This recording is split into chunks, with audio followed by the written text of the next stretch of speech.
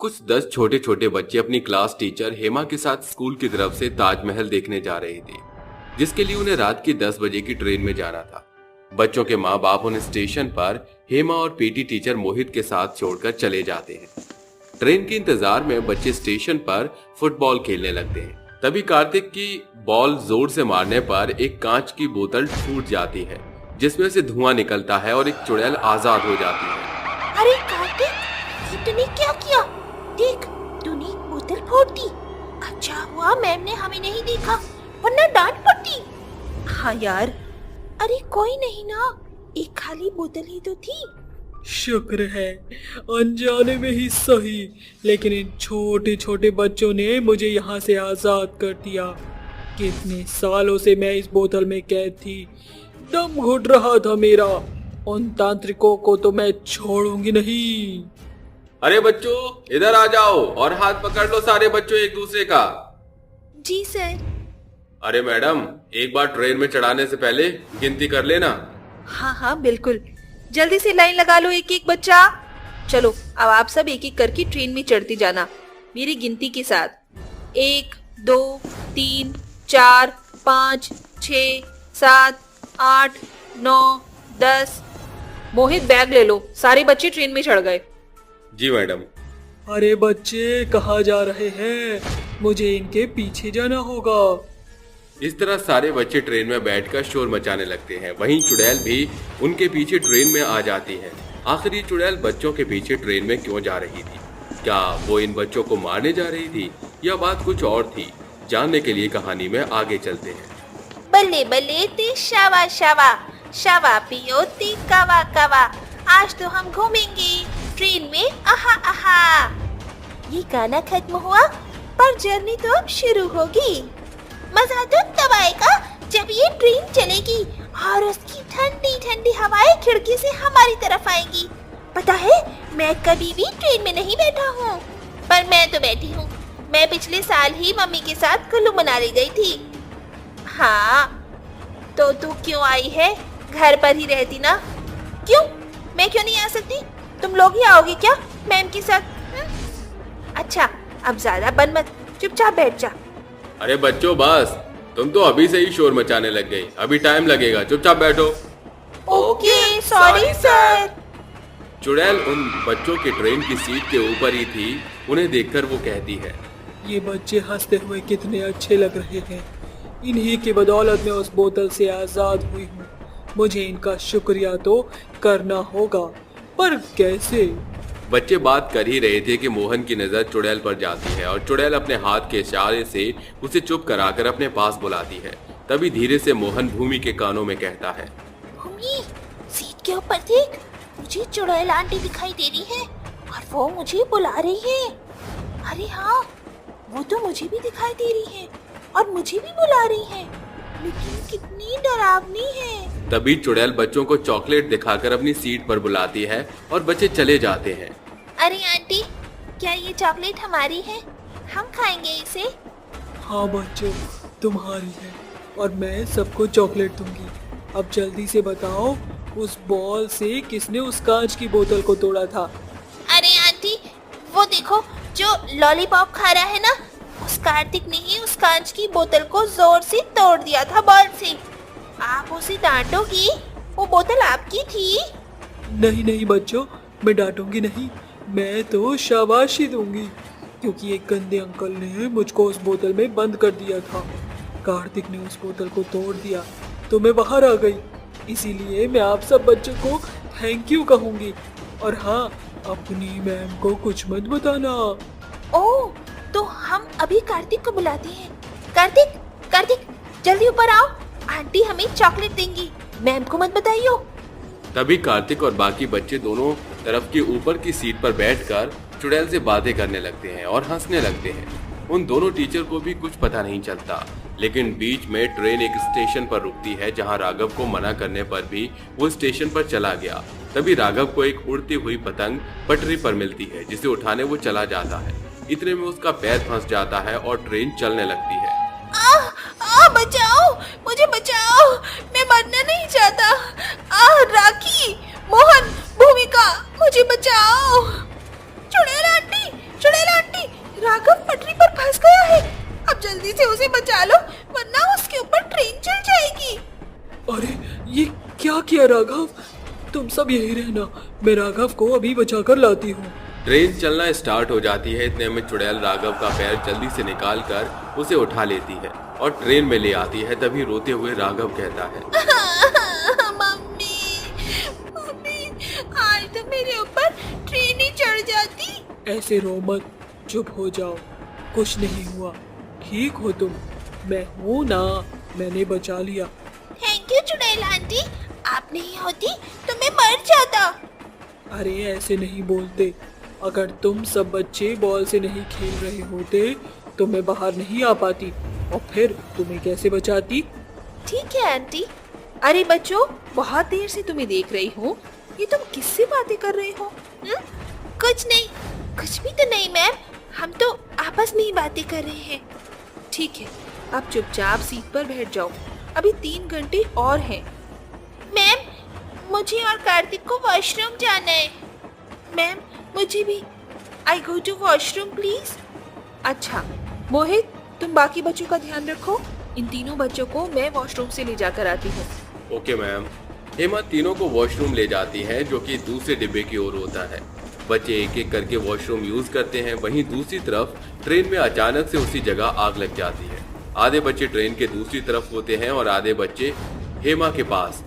ऐसे में बच्चे जोर जोर से रोने लगते हैं और हेमा चिल्लाती है, अरे कोई बचाओ, हमें बचाओ वरना हम जल जाएंगे। आह बचाओ बचाओ, अब क्या होगा?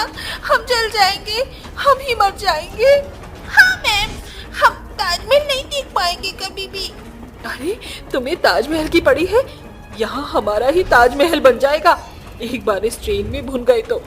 अरे ये क्या, दोनों तरफ बच्चे आग में फंसे हैं, मुझे जल्दी से इन्हें बचाना होगा, लेकिन अगर मैं इस आग में उतर कर गई तो मेरी जान भी जा सकती है, पर फिर भी मैं बच्चों को बचाऊंगी। ये बोलते ही चुड़ैल मोहित के साथ वाले बच्चों को आगे के डिब्बे में छोड़ कर आती है। तभी मोहित डर कर कहता है, चुड़ैल बच्चों दूर हटो, ये हमें मार देगी। सर ये हमें मारेंगी नहीं, बल्कि इन्होंने ही अभी मेरी जान बचाई थी। आओ बच्चों, जल्दी से इस वाले डिब्बे में पीछे चले जाओ।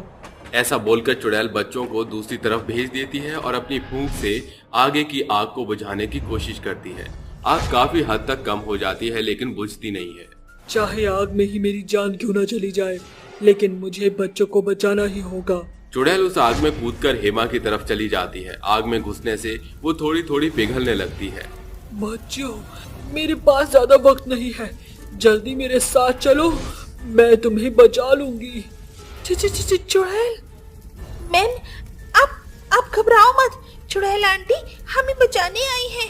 चुड़ैल 2 बार उस आग से गुजरकर सबको बचा लेती है और पूरी तरह से पिघलकर जमीन पर गिर जाती है। बच्चों तुम ठीक तो हो ना?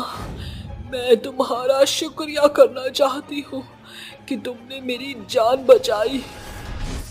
पर आंटी हमारी वजह से आपकी ये हालत हो गई, अब आप हमें छोड़कर चली जाओगी क्या? जाना तो पड़ेगा बच्चों, ये जान भी तो तुमने ही बचाई थी। मैंने अपनी जान तुम पर कुर्बान कर दी। ऐसा कहकर चुड़ैल पूरी तरह से जलकर गायब हो जाती है। ये देखकर सभी बच्चे रोने लगते हैं। मोहित और हेमा को कुछ समझ नहीं आता। उनके पूछने पर बच्चे उन्हें सब बताते हैं और अगले दिन वो ताजमहल देखने पहुंच जाते हैं। जानवरों को खाने वाले भूतिया पति पत्नी। रात का समय था। जिंदलपुर गांव से 2 किलोमीटर की दूरी पर एक जंगल में पुराना किला था। पुराने किले में एक पति पत्नी का जोड़ा रहता था, लेकिन पुराने किले में वो दोनों पति पत्नी कोई जिंदा इंसान नहीं बल्कि मुर्दे थे। उन दोनों की ही मौत कई अरसे पहले हो चुकी थी और इस तरह वो दोनों भूतिया पति पत्नी थे। उस हवेली में राघव की चुड़ैल पत्नी राघव भूत से बोलती है, राघव जी मुझे जानवर चाहिए, अगर मुझे जानवर नहीं मिला तो मैं तुम्हें ही खा जाऊंगी, आ गई समझ में? चंद्रिका तुम ये कैसी बात कर रही हो? भला मैं जानवर कहाँ से ला कर दूं? अरे जानवर इस जंगल में दिखेगा तभी तो मैं तुझे जानवर खिलाऊंगा ना।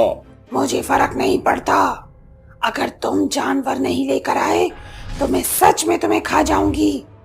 और ये तुम बहुत अच्छे से जानते हो कि अगर मैं तुम्हें नहीं खा पाई तो मैं तुम्हारे दोनों दरिंदों को खा जाऊंगी। अपनी और अपनी दरिंदों की जान बचाना चाहते हो तो चुपचाप मेरे लिए जानवर लेकर आ जाओ। चंद्रिका, तुम सच में बहुत जिद्दी हो। और भला इस तरह कौन करता है? चंद्रिका, चंद्रिका नाम है मेरा।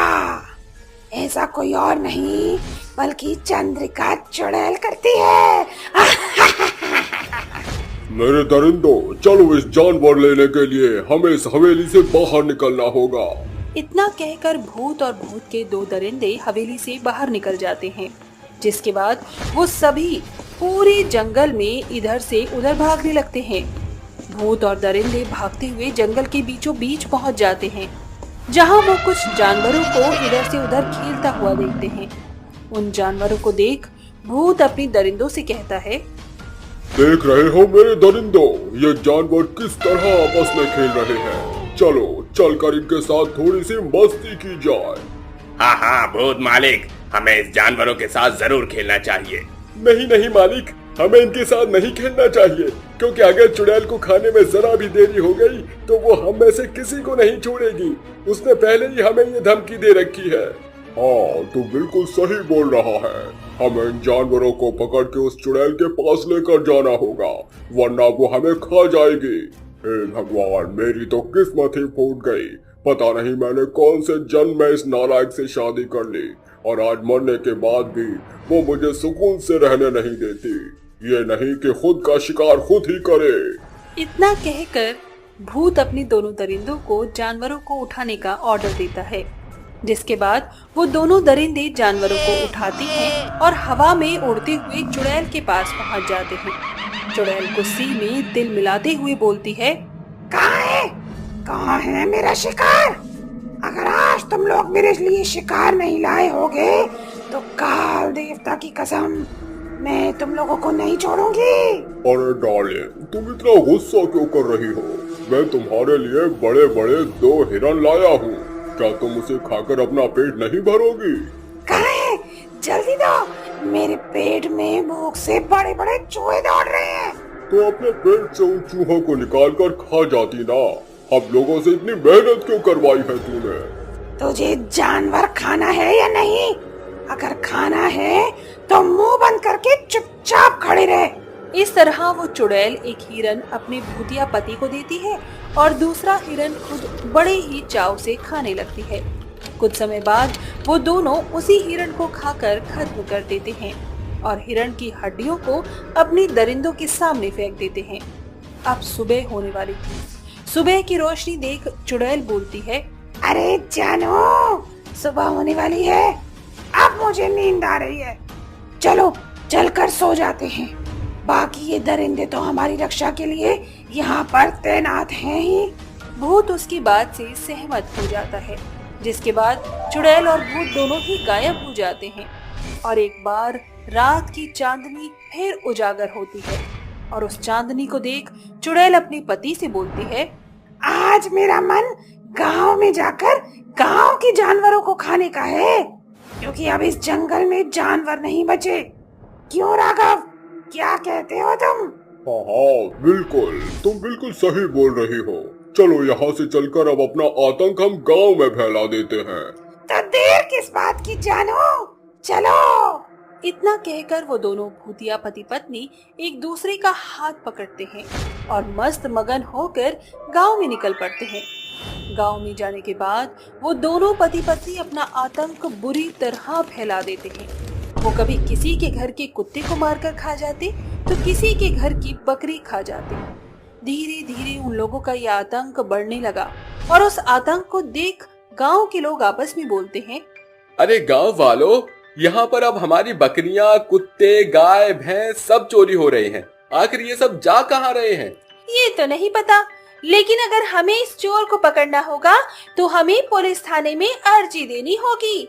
सभी गांव वाले अब उस औरत की बात से सहमत होते हैं और पुलिस स्टेशन में जाकर अपने जानवरों की चोरी की वारदात पुलिस को बता देते हैं। और इस तरह गांव वालों की रिपोर्ट पुलिस अपने थाने में लिख लेता है। पुलिस जानवरों के चोर को ढूंढती है, लेकिन उसको कहीं भी कोई भी सबूत नहीं मिलता और हार कर पुलिस इस केस को बंद कर देती है। लेकिन गांव वालों के मन में अभी भी ये बात चल रही थी कि आखिर कौन है जो गांव के जानवरों को गायब कर रहा है। अब रात के समय दोनों भूतिया पति पत्नी एक बार फिर गांव में आते हैं और गांव में एक भी जानवर को ना देखकर दोनों चिल्लाते हुए बोलते हैं, यहाँ पर तो एक भी जानवर नजर नहीं आ रहा है। अब मैं क्या खाऊंगी? मैं इन इंसानों को नहीं छोड़ूंगी। अब मैं इन्हें भी खा जाऊंगी। चुड़ैल की आवाज सुनकर अब सभी गांव वालों की आंखें खुल जाती हैं, जिसके बाद सभी गांव वाले अपने अपने घरों से बाहर निकल जाते हैं।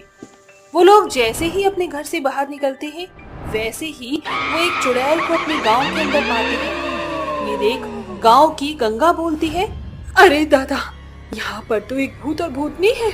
हम तो सोच रहे थे कि कोई इंसान हमारे जानवरों को चुरा चुरा कर ले जा रहा है, लेकिन यहाँ पर तो कोई इंसान नहीं, बल्कि ये दोनों भूतिया पति पत्नी हमारे जानवरों को चुरा चुरा कर खा रहे हैं।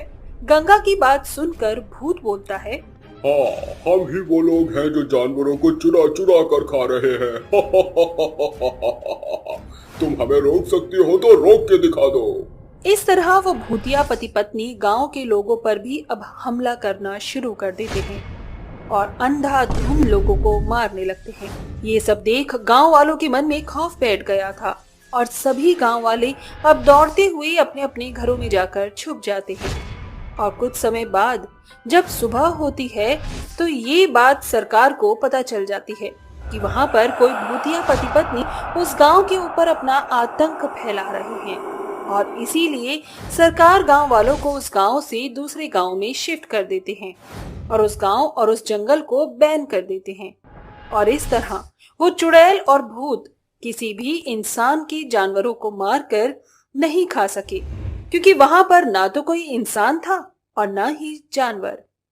भूतिया पति की प्रेग्नेंट पत्नी। कहाँ रह गए महेंद्र? अब तक तो उन्हें आ जाना चाहिए था। अब तक कोई फोन भी नहीं किया इन्होंने। नीलम के गर्भावस्था के 2 महीने बीत चुके थे और उसका पति महेंद्र आज शहर से घर लौटने को था। अचानक आधी रात नीलम का दरवाजा जोर जोर से बजने लगता है, जिस कारण उसकी नींद खुलती है और वो कहती है, आधी रात को दरवाजे पर कौन है? दरवाजा तोड़कर अंदर आने का इरादा है क्या? खोल रही हूँ। नीलम जैसे ही दरवाजा खोलती है तो चौखट पर उसका पति महेंद्र खड़ा होता है। वो बिना कुछ कहे अंदर घुस जाता है और नीलम कहती है, आप तो सुबह ही आने वाले थे ना, फिर इतनी देर कैसे हुई आपको? और आप नजरें नीचे करके क्यों बात कर रहे हैं? ऐसा पहले तो नहीं किया आपने। कभी कभी ना चाहकर भी बदलाव आ ही जाता है। क्या मतलब है आपका? अरे छोड़ो ये, देखो मैं तुम्हारे होने वाले मुन्ने के लिए ढेरों तोहफे लेकर आया हूँ। अभी इसकी क्या जरूरत थी? अभी सिर्फ 2 महीने पूरे हुए हैं। कहते हैं कि बच्चे की किलकारियां गूंजने से पहले ये सारी चीजें नहीं खरीदनी चाहिए, अनहोनी होती है। नीलम, कभी कभी अपने साथ हुए अनहोनी को हम चाहकर भी नहीं बयान कर पाते। जब से आप शहर से लौटे हैं बड़ी अजीब सी बातें कर रहे हैं, कुछ परेशानी है क्या? नीलम, तुम सिर्फ मुझे जल्दी से हमारा बच्चा दे दो, यही मेरी जीवन की सबसे बड़ी खुशी होगी। महेंद्र घुटनों के बल जमीन पर बैठकर नीलम के पेट को चूमते हुए कहता है, मेरे लाल, जल्दी से अपने माँ की कोख से निकलकर अपने पिता की गोद में आ जा बेटा। थोड़ी ही देर में सवेरा हो जाता है और नीलम कहती है, जब से शहर से लौटे हैं तब से आप घर में ही बैठे हुए हैं। अरे थोड़ा गांव हॉल्ट घूम आइए, अच्छा लगेगा। वो उसकी बात को अनसुना करके चादर तानकर सो जाता है। रात होने पर नीलम कहती है, आज मैंने आपका मनपसंद खाना बनाया है, खाइए। महेंद्र बेमन से खाना खाकर कमरे में चला जाता है। तभी नीलम की नजर अचानक सामने टंगे आईने में देखकर उसके रोंगटे खड़े हो जाते हैं और वो कहती है, पापा भूत, क्या मेरी आंखें जो देख रही हैं वो सच है या भ्रम? क्या महेंद्र मर चुके हैं? महेंद्र बिछोने पर लेटकर आंखें बंद कर लेता है और आधी रात के सन्नाटे में चमगादड़ों की शोर सुनकर भूत अपने भयानक रूप में आकर दरवाजे से बाहर निकलकर खूनी आंखों से आसमान में ताकता है। तभी नीलम दरवाजे के पीछे छुपकर अपने पति को हैवान बना देखकर कहती है, इसका मतलब मैंने जो शीशे में देखा वो मेरी आंखों का भ्रम नहीं बल्कि सच था। आकाश के परिंदों, बंद करो ये शोर। अगर तुम लोगों की शोर से मेरी बीवी या होने वाले बच्चे की नींद खुली तो तुम्हारा नामो निशान मिटा कर रख दूंगा। पंछी लगातार चहचहाते हैं, जिसके बाद भूत दहाड़ते हुए जमीन पर पांव पटक कर कहता है, मरोगे तुम सब, मरोगे।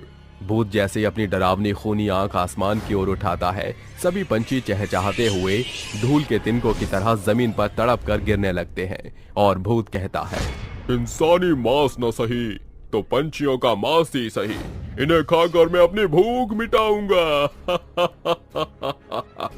अपने भूतिया पति को हैवान में बदला देखकर नीलम के हाथ पांव ठंडे पड़ जाते हैं और वो बिस्तर पर जाकर आंखें बंद कर लेती है। तभी भूत कहता है, मेरा मुन्ना, और कितना इंतजार करना पड़ेगा तेरे भूतिया पिता को। नीलम डर कर थर्राते हुए उठकर कहती है, दूर हटो, मत छूना मुझे और मेरे बच्चे को भी। तो मेरे भूत होने का सच तुम्हारे सामने आ ही गया। तुम्हें मैंने कहा दूर हटो।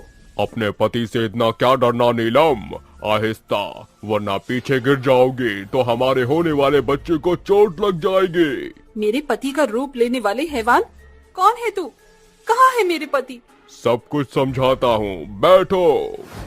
महेंद्र और नीलम की शादी बड़े ही साधारण तरीके से हुई थी। महेंद्र अपनी पत्नी नीलम को घर लाकर कहता है, नीलम, मैंने इस घर को ईंट पत्थर से बनाया है, लेकिन अब तुमको इस घर को अपने प्यार से संजोकर स्वर्ग बनाना है। तुम ही मेरी दुनिया हो। अब आप और मैं, हम हैं और ये हमारा घर संसार है। दोनों बड़े ही प्यार से अपनी शादीशुदा जीवन की शुरुआत करते हैं और कुछ ही दिनों में महेंद्र की नौकरी शहर में लग जाती है और वो कहता है, बस कुछ ही दिनों की बात है, मैं जल्दी ही कुछ इंतजाम करके तुम्हें लेने आऊंगा। महेंद्र के जाने के कुछ दिनों बाद नीलम को पता चलता है कि वो महेंद्र के बच्चे की मां बनने वाली है और वो फोन करके महेंद्र से कहती है, आप बहुत ही जल्दी पिता बनने वाले हैं। क्या? सचमुच? नीलम, ये मेरे जीवन की सबसे बड़ी खुशखबरी है। मैं कल ही गांव आ रहा हूँ। महेंद्र अपनी कमाई को लेकर ट्रेन में बैठ जाता है और एक गुंडा उसके पीछे लग जाता है और बोगी खाली देखकर वो कहता है, चल चारे, बिना माथा बच्चे के रोकड़ा निकाल दे। नहीं, मेरी बीबी मां बनने वाली है। ये पैसे मेरे खून पसीने की कमाई है जो मैंने उसके लिए जोड़े हैं। खाली पीली भेजा मत खा, माल निकाल वरना हलाल कर दूंगा। नहीं, मुझे मत मारना, मैं मेरी बीवी और मेरे बच्चे को देखना चाहता हूँ। गुंडा अपनी जेब से धारदार छुरी निकालकर उसके आर पार करके चलती ट्रेन से फेंक देता है और उसकी आत्मा भूत बनकर घर पहुंच जाती है। मैं जानता था कि मेरी भूतिया होने की सच्चाई तुम्हारे सामने आएगी तो तुम्हें बड़ा सदमा लगेगा। मैं सिर्फ अपने होने वाले बच्चे का मुंह देखने के लिए यहाँ वापस लौटा हूँ। मुझे तुम पर विश्वास है। वक्त तेजी से गुजरते चला जाता है और नीलम के गर्भावस्था के 8 महीने लग जाते हैं।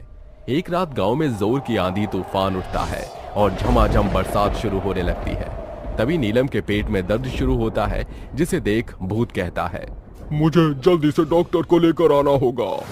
भूत तूफान को चीरता हुआ एक डॉक्टर के घर में घुसकर कहता है, मेरे साथ चलो। डॉक्टर के कदम भूत को देखकर पीछे हटने लगते हैं और वो चीख कर कहता है, भूत बचाओ। डरो मत, मैं तुम्हें कुछ नहीं करूंगा। जल्दी से मेरे साथ चलो, मेरी बीवी को प्रसव पीड़ा का दर्द उठा है। जल्दी करो वरना मैं तुम्हें मार डालूंगा। हाँ, चलो। डॉक्टर उसके घर आकर उसकी बेबी का चेकअप करके कहता है, ये डिलीवरी पेन नहीं है, अभी बच्चे के जन्म लेने ने कुछ दिन और बचे हुए हैं। मेरा बच्चा ठीक तो है ना? बोल डॉक्टर। हाँ, जच्चा और बच्चा दोनों सही है, अभी मैं चलता हूँ। डॉक्टर पूरे गांव में जाकर भूत की खबर फैला देता है और गांव के लोग एकजुट होकर नीलम के घर आकर कहते हैं, मतलब उस डॉक्टर का कहा सच निकला। भगवान, ये दानव खुलेआम हमारे गांव में इतने दिनों से घूम रहा था। इस नीलम ने अपने भूतिया पति की सच्चाई हम सभी से छुपाई है। रुक जाओ, किसी भी नतीजे पर पहुंचने से पहले मेरा यकीन मानो। मैं सिर्फ यहाँ अपने बच्चे की सूरत देखने आया हूँ। एक भूत का भरोसा आखिर हम किस आधार पर कर लें? जिस पल मेरा बच्चा इस दुनिया में कदम रखेगा, उसकी शक्ल देखते ही मेरी आत्मा को मुक्ति मिल जाएगी। उसी के लिए मेरी आत्मा भटक रही है। ठीक है, पर तब तक तुम इसी घर में रहोगे और बच्चे के जन्म लेते ही तुम्हें हमारा गांव छोड़कर जाना होगा। चलो भाइयों। कुछ दिन के अंतराल के बाद नीलम एक बेटे को जन्म देती है और भूत उसे अपनी गोद में लेकर कहता है, मेरे लाल, तेरे हाथों मुझे कंधा तो न मिल सका, पर आज तुझे देखकर मुझे इस दुनिया से मुक्ति जरूर मिल जाएगी। नीलम, अपना और मुन्ने का ख्याल रखना। बेटे को देखने की चाह पूरी होते ही भूत मुक्त हो जाता है, जिसके बाद नीलम अपने बेटे के साथ अपनी बाकी की जिंदगी गुजारने लगते हैं। बेस्ट फ्रेंड की रूह। नूर और सैम कॉलेज कैंटीन में बैठे एक दूसरे से बातें कर रहे थे। वहीं दूसरी ओर अक्की लोगों को मार रहा था और उन्हें खा रहा था। अक्की का भयानक रूप देखकर कॉलेज के स्टूडेंट्स इधर उधर भाग रहे थे। वहीं सैम और नूर को अजीब सी आवाज आती है। दोनों उसी आवाज की तरफ चले जाते हैं। यह आतंक मचाता देख सैम बचाने के लिए एक डंडा उठाता है और जैसे वो डंडा उसे मारने वाला था तभी वो उसकी तरफ देखकर रुक जाता है। नहीं नहीं नहीं, मैं इसे नहीं मार सकता। सैम और अक्की बाइक पर हवा में हाथ फैलाकर आते हैं। अक्की यार, और तेज और तेज बाइक चलाना, बहुत मजा आ रहा है। ये ठंडी हवाएं मुंह पर बहुत अच्छी लग रही है यार। ठंडी ठंडी हवा खाकर क्या करेगा? तुझे ठंडी ठंडी आइसक्रीम खिलाता हूँ मैं। हैं सच्ची? ये दोस्ती हम नहीं तोड़ेंगे, तोड़ेंगे दम मगर तेरा साथ ना छोड़ेंगे। गाना गाते हुए दोनों आइसक्रीम पार्लर पर पहुंच जाते हैं, जहां दोनों एक दूसरे के साथ आइसक्रीम खाकर मस्ती करते हुए कभी नाक पर तो कभी चेहरे पर आइसक्रीम लगा देते हैं। तभी वहां अचानक से नूर आकर दोनों के गालों पर आइसक्रीम लगा देती है। तीनों मिलकर हंसने लगते हैं। अच्छा हुआ मैं लेट नहीं हुई, वरना तुम दोनों तो आइसक्रीम खाकर यहाँ से चले ही जाते। यार पता है हम दोनों ने तुझे कितना मिस किया, और जल्दी आती। खैर अब तो आ गई ना, तो और मजे करेंगे। हाँ हाँ चलो बोटिंग करने चलते हैं। ये बोलते ही दोनों बोटिंग की साइड पहुंच जाते हैं और तीनों एक ही बोट में बैठकर नाव चला रहे होते हैं। तभी अचानक से अक्की नदी में गिर जाता है और हड़बड़ाकर सैम कहता है, नूर, अरे नूर नूर, अक्की को बचा यार, उसे तैरना नहीं आता। बचाओ बचाओ बचाओ, मुझे तैरना नहीं आता। नूर, सैम बचाओ। पर सैम, वो मुझे तैरना नहीं आता, तो बचा ना उसे। अरे यार तू ये वो क्यों कर रही है? मुझे तैरना नहीं आता, तूने स्विमिंग क्लास भी सीखी है, जाकर बचा हमारे दोस्त को वरना कहीं। नूर हड़बड़ाहट में पानी में कूद जाती है, जहां वो पानी में फड़फड़ाते हुए अक्की को पकड़कर कहती है, अक्की मैं आ गई हूँ, तुझे अब कुछ नहीं होगा। तभी सैम और अक्की जोर जोर से हंसते हुए कहते हैं, यार अक्की क्या मस्त एक्टिंग करी है तूने, क्या पोपट बनाया हमने नूर का। हाँ बिल्कुल जक्कास एक्टिंग की ना। नूर कैसा लगा तुझे? तुम दोनों ने नाटक किया, तुम्हें शर्म नहीं आती? मैं कितना डर गई थी, और तुम यहाँ दांत फाड़े जा रहे हो। जाओ, मैं तुम दोनों से बात नहीं करती। ये बोलते ही वो गुस्से से लाल हो जाती है और उस नदी से बाहर आ जाती है। वहीं दोनों भी उसे मनाते मनाते उसके पीछे चलते हैं। मुंह फुलाकर नूर एक पार्क में चली जाती है, जहां दोनों आकर कहते हैं, अरे यार सॉरी, प्लीज माफ कर दे, हम दोनों मजाक कर रहे थे। हाँ यार प्लीज माफ कर दे, हम बस छोटा सा प्रैंक कर रहे थे। तुम दोनों मेरा दिमाग मत खाओ, अगर सच में कुछ हो जाता अक्की तुझे तो। ऊपर से मुझे बेवकूफ बनाया, मुझे नहीं करनी तुम दोनों से बात। अरे यार बस चेक कर रहे थे कि तू हमसे कितना प्यार करती है, हमारी फ्रेंडशिप कितनी स्ट्रांग है। अक्की के लिए तो पानी में कूद गई ना, आज हमें पता चल गया कि तू हमसे कितना प्यार करती है। दोनों प्यार से फूल देकर उससे माफी मांगते हैं, जिसके बाद नूर मान जाती है। कुछ दिन बीतते हैं। अक्की पार्किंग के वक्त गलती से कॉलेज के किसी दूसरे लड़के की बाइक में टक्कर मार देता है, जिसकी वजह से वो लड़का अक्की पर हाथ उठाता है। हीरो की तरह एंट्री लेकर सैम उस लड़के का हाथ पकड़ लेता है और कहता है, सोचना भी मत मेरे दोस्त पर हाथ उठाने की, समझा? तो इसे मारने की तो दूर छू भी नहीं सकता। तेरी क्या औकात है? हाँ, तू मेरे दोस्त को ऐसे मारने की सोचेगा? ये बोलते ही सैम उसके मुंह पर 2-4 मुक्के मार देता है और वहां से अपने दोस्त को ले आता है, जहां नूर अपने हाथ से अक्की को पानी पिलाती है। तभी सैम फ्लैशबैक से बाहर आ जाता है, जहां उसने हाथ में डंडा लिए अक्की पर हाथ उठाया था। सैम अक्की को नहीं मारता, लेकिन अक्की सैम पर हाथ उठा देता है। अक्की की हरकतों को देखकर सैम और नूर को शक होता है और वो उसे उसके माता पिता के पास ले जाते हैं, जहां वो अजीबोगरीब हरकतें करने लगता है। मार डालूंगा, सबको मार डालूंगा, मैं किसी को नहीं छोड़ूंगा। ऐसा बोलकर अक्की अपने माता पिता का गला पकड़ लेता है। तभी सैम और नूर उसके माता पिता को बचाते हैं। अक्की के अंदर का जानवर पूरे घर को सिर पर उठा लेता है और तोड़ फोड़ करने लगता है, फिर एकदम से बेहोश हो जाता है। तभी सैम कहता है, नूर अंकल, आंटी जी, मुझे लगता है इस पर कोई भूत या चुड़ैल का साया है जो इससे ये सब करवा रहा है। हमें इसी वक्त इसे तांत्रिक बाबा के पास ले जाना होगा। मैं जानता हूं वो हमारी जरूर मदद करेंगे। ठीक है बेटा, तुम इसे ले जाओ और मेरे बच्चे का ख्याल रखना। प्लीज उसे सही सलामत मेरे पास ले आना। आप चिंता मत कीजिए अंकल, हम इसे सही सलामत लाएंगे। ये बोलते ही दोनों अक्की को लेकर तांत्रिक के पास पहुंच जाते हैं और उन्हें सब बता देते हैं। वहीं तांत्रिक उसके सिर पर हाथ रखकर उस बुरी आत्मा के बारे में जान लेता है और एकदम से आंखें खोलकर कहता है, अरे बाप रे, ये तो अनर्थ हो गया। तुम्हें देरी हो गई इसे लाने में, अब पता नहीं क्या होगा। बाबा, आप पहेलियां क्यों बुझा रहे हैं? साफ साफ बताइए। मेरा तात्पर्य ये है कि तुम्हारे दोस्त के शरीर पर एक चुड़ैल ने कब्जा कर लिया है जो उसकी रूह को अपनी दुनिया में ले जा चुका है। अगर तुम इसे बचाना चाहते हो तो तुम्हें दूसरी दुनिया में जाकर इसकी रूह को इस दुनिया में लाना होगा। पापा, मैं सब करने को तैयार हूँ, बस आप बताओ क्या करना होगा मुझे, मैं सब करूँगा। तुम अकेले नहीं सैम, अकी मेरा भी दोस्त है और मैं भी उसे बचाने के लिए तुम्हारे साथ दूसरी दुनिया जाऊंगी। नहीं नूर, तुम ऐसा कुछ भी नहीं करोगी। नूर कहने पर भी सैम की बात नहीं मानती। वहीं तांत्रिक एक शीशे के सामने तंत्र मंत्र से पूजा करके उस पर गंगा जल छिड़क देता है, जिसके बाद भूतों की दुनिया में जाने का रास्ता खुल जाता है।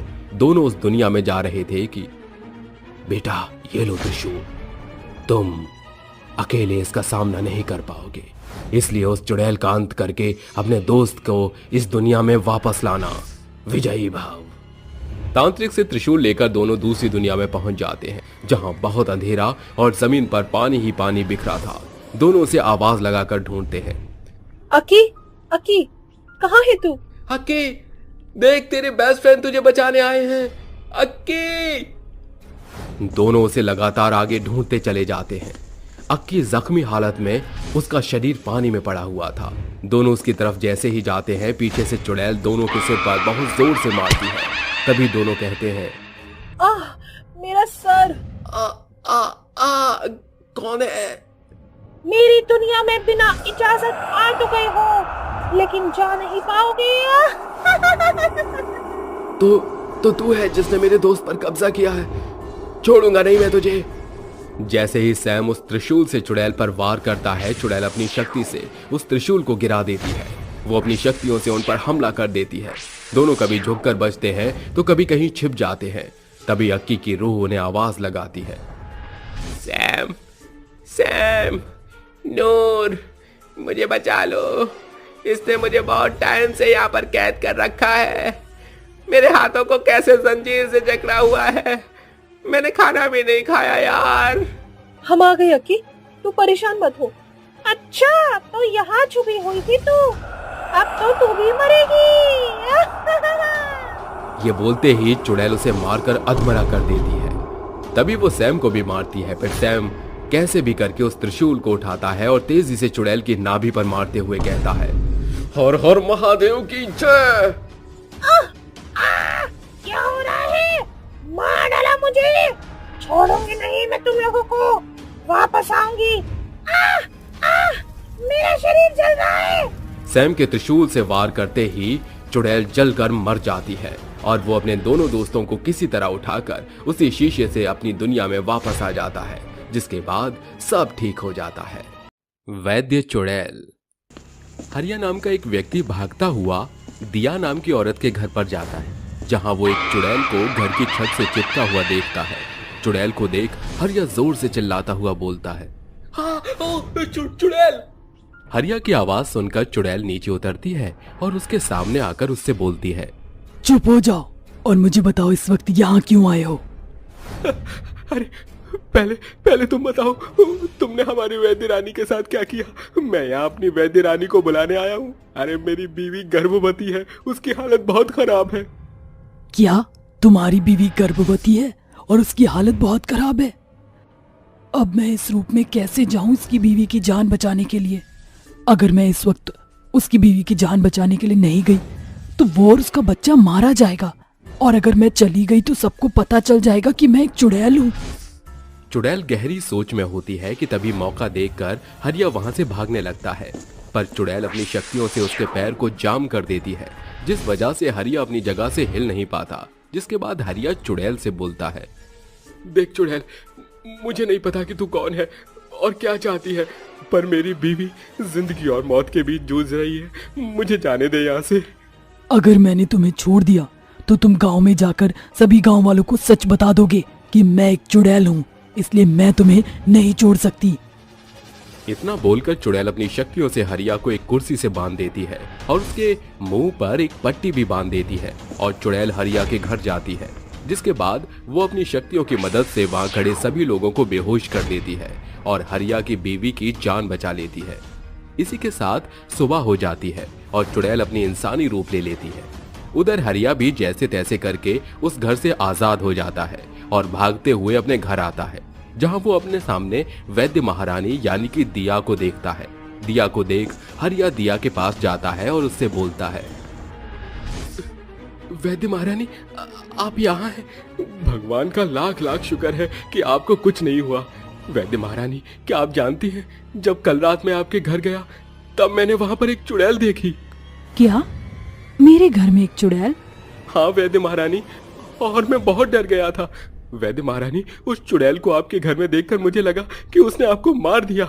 वैसे आपको मेरी बीवी की हालत के बारे में कैसे पता चला, और आप यहाँ कैसे आई, और वो चुड़ैल कौन है जो आपके घर में थी? वो कल मैं पास वाले गांव में किसी मरीज को देखने के लिए गई थी। वहां से आते हुए मुझे तुम्हारे घर से तुम्हारी बीवी की चीखने चिल्लाने की आवाज आई, और जब मैंने यहाँ आकर देखा तो तुम्हारी बीवी जिंदगी और मौत से जूझ रही थी। फिर क्या था, मैंने रात भर यहाँ रहकर तुम्हारी बीवी की सेवा करी। हरिया, मेरी तुमसे एक विनती है, तुम प्लीज इन गांव वालों को मत बताना कि तुमने मेरे घर में एक चुड़ैल देखी है। मैं नहीं चाहती कि किसी के विश्वास को ठेस पहुंचे।